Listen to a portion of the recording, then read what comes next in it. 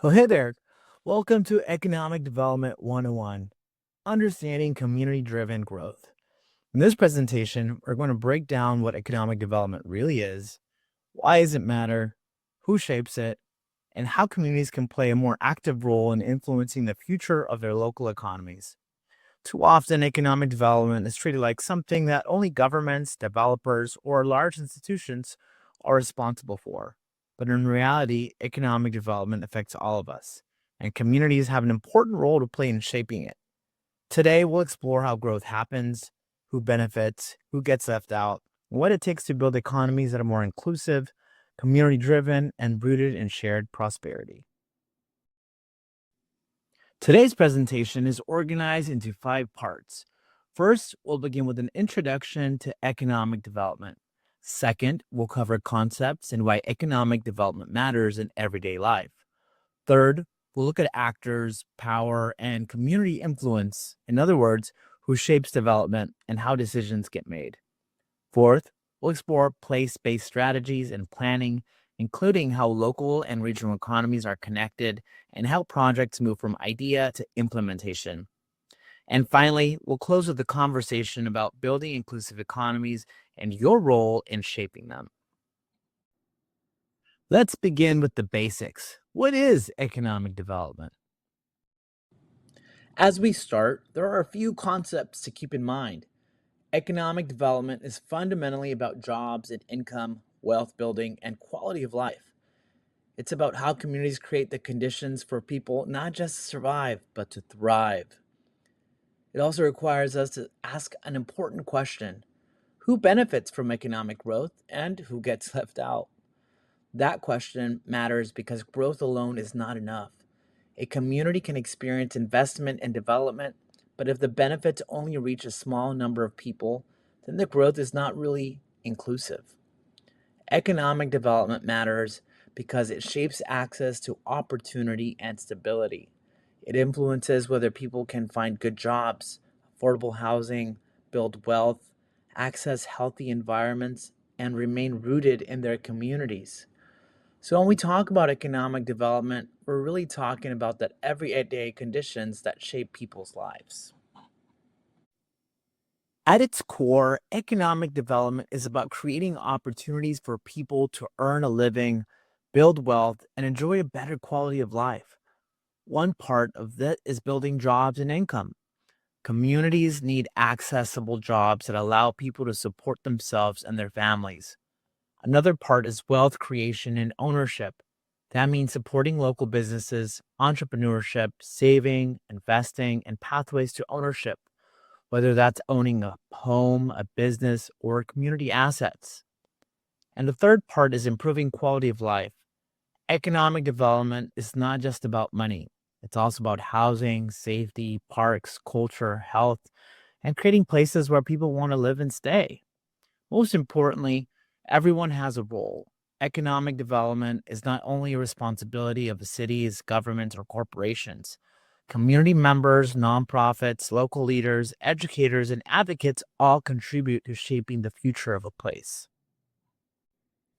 A thriving community needs all 3 pillars working together: jobs and income, wealth building, and quality of life. Jobs and income are the foundation of stability. People need access to work that allows them to meet their basic needs and support their families. Wealth building creates long term prosperity. It opens pathways to save, invest, and own assets that can provide security over time. And quality of life is what makes a place livable and sustainable. Safe housing, public spaces, culture, and health all matter when people decide whether they can remain and thrive in a community. If one of these pillars is missing, development becomes unbalanced. A place might have jobs but not affordable housing, or it may have investment but very little community ownership. Real economic development requires balance across all 3. Economic development can create jobs, wealth, and opportunity, but it does not automatically benefit everyone equally. Many communities have historically been excluded from economic systems and investment. We can see this through examples like redlining, disinvestment, segregation, and policies that block communities of color and low income residents from accessing land, capital, and opportunity. There are also present day barriers to participation, such as exclusion from workforce opportunities, lack of access to capital, and limited representation in decision making spaces. So, one of the most important questions we can ask is this: are investments reaching all residents or just a few? That question helps us move beyond growth from growth's sake and toward a more honest conversation about equity, access, and inclusion. Now that we've defined economic development, let's talk about its core functions and why it matters so much. Economic development shows up in several core ways. One major function is business attraction and expansion. This includes recruiting new industries, supporting existing businesses, and helping create jobs. Another important function is small business and entrepreneurship. Local entrepreneurs often play a major role in building community wealth, and they need access to grants, loans, technical assistance, and strong support systems. Economic development also includes workforce and real estate development. That means connecting people to jobs, training, and career pathways, while also shaping the built environment through infrastructure, housing, commercial spaces, and land use. And finally, economic development involves access to capital, policy, and partnerships. Communities need funding, strategic collaboration, and policies that help guide investment toward inclusive outcomes. Together, these functions shape whether a local economy grows in ways that are equitable, resilient, and community centered. Economic development matters because it shapes access to opportunity. It affects who can find quality jobs, who has the chance to build wealth, and who can participate in the economy in meaningful ways. It also impacts community well being. Economic development influences housing, safety, health, infrastructure, and overall quality of life. At the same time, it influences equity and inclusion. Economic development can either reinforce existing inequality or help reduce it, depending on who is centered in the process and who benefits from the outcomes. And it empowers civic participation. When communities understand how development works, they're better positioned to shape decisions, advocate for their needs, and influence the future of their neighborhoods and regions. So, this work is not abstract, it is deeply connected to power, belonging, and the everyday realities of community life. Next, let's look at who shapes development and where power sits. Economic development is shaped by a range of actors. Government plays a major role through policy and funding. Local, regional, and state agencies set rules, make investments, and allocate resources. The private sector also drives development. Business and developers create jobs, influence land use, and shape how investments move through communities. Financial institutions help enable growth by providing capital. This includes banks, community development financial institutions, and foundations. Workforce and education institutions build talent by preparing people for jobs and connecting them to opportunity. And community based organizations play a critical role by amplifying community voices, advocating for local needs, and pushing for accountability. Understanding these actors helps us see that development is not neutral. It is shaped by people, institutions, priorities, and power. If we want to influence economic development, we first need to understand how power operates in our communities. That starts with asking who makes decisions, who controls funding, who sets priorities, and whose voices are most often included or excluded. It also means identifying the key partners in your local context. That may include government agencies, major employers, funders, educational institutions, and community partners. For community based organizations, this is especially important. We need to think about how CBOs are positioned within decision making spaces and where opportunities exist to create influence. Once we understand the landscape, we can begin to strategize for greater impact, building relationships, identifying leverage points, and creating new ways to elevate community priorities. Communities have several levers for influencing economic development. One is policy and advocacy. Communities can shape rules and outcomes by engaging around local hiring policies, zoning decisions, land use, and public processes. Another lever is public funding and budget advocacy. When communities participate in budget conversations and funding decisions, they can help direct resources toward investments that reflect community priorities. Partnerships and community benefits are another major tool. By building relationships, negotiating community benefits agreements, and aligning workforce pipelines, communities can help ensure development produces real gains for residents. And narrative and community voice matters deeply. Stories, data, and lived experience can influence priorities, shift public understanding, and make invisible needs visible. Community impact happens when people understand these levers and use them strategically. Now let's turn to place-based strategies and how planning works across local and regional levels. Every community has its own identity. Culture, history, relationships, geography, and local assets all shape how development should happen in a place. At the same time, no community exists in isolation. Regional dynamics also matter. Major industries, investment patterns, transportation systems, workforce trends, and broader economic shifts all influence opportunity at the local level. That's why aligning local and regional strategies is so important. When these levels are connected, communities are better positioned to access resources, influence priorities, and ensure that benefits actually reach residents. Understanding place means paying attention to both the local realities people live every day and the larger regional forces shaping the economy. One useful tool for thinking strategically is a SWOT analysis.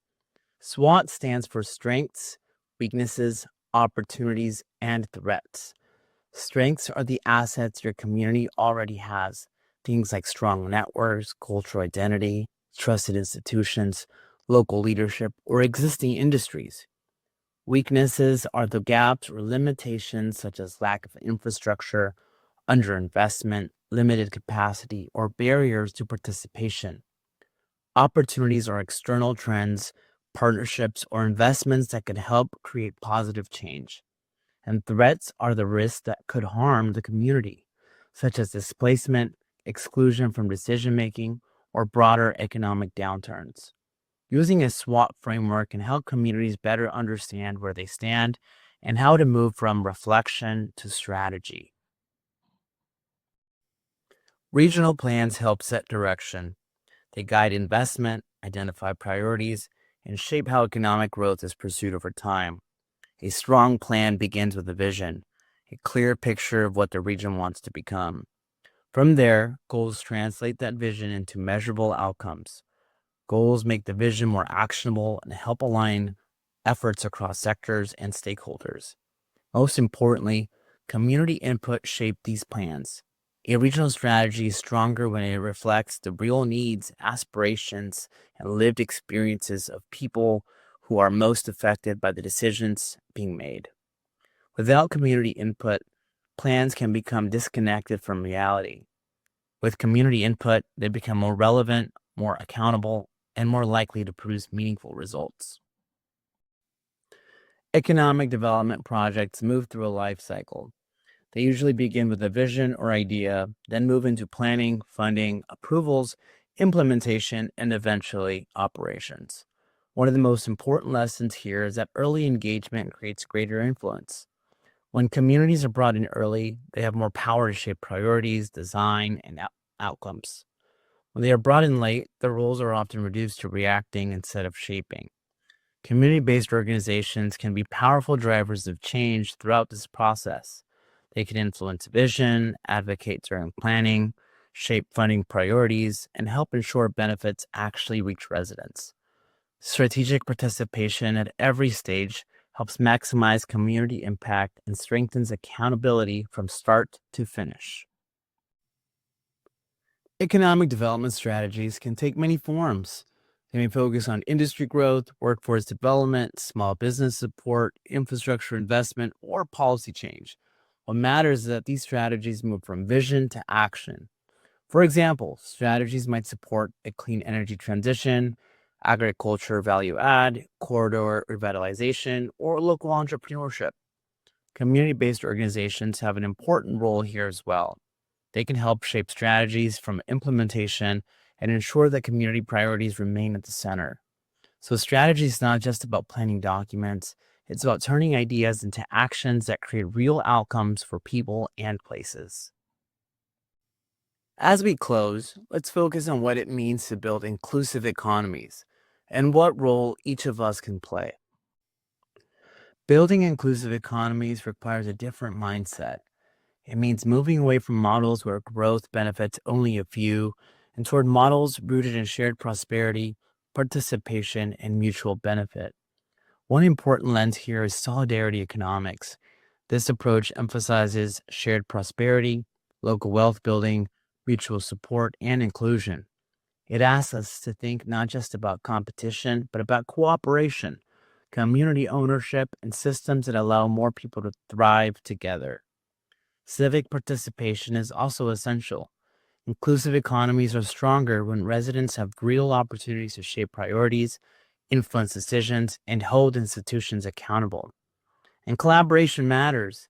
Healthy economies require shared influence across sectors: government, business, philanthropy, education, and community. No single institution can build an inclusive economy alone. This is the work of partnership, shared power, and intentional design. As we wrap up, there are a few key takeaways to remember. Economic development shapes the future. It determines access to jobs, wealth, and quality of life. It's not just about investment. It's about who benefits, who participates, and whose priorities are reflected. A thriving economy is one that centers community needs, shared prosperity, and inclusion, and you have a role to play. Whether you're part of a community based organization, a public institution, a school, a neighborhood group, or simply someone who cares deeply about your community, you can help shape plans, projects, and strategies. Influence begins with understanding, but it grows through action, relationships, advocacy, and vision. So, as you leave this training, I encourage you to reflect on your role, your community's assets and challenges, and the opportunities you have to build a more inclusive, community driven economy. Thank you for joining and your commitment to creating more inclusive economies.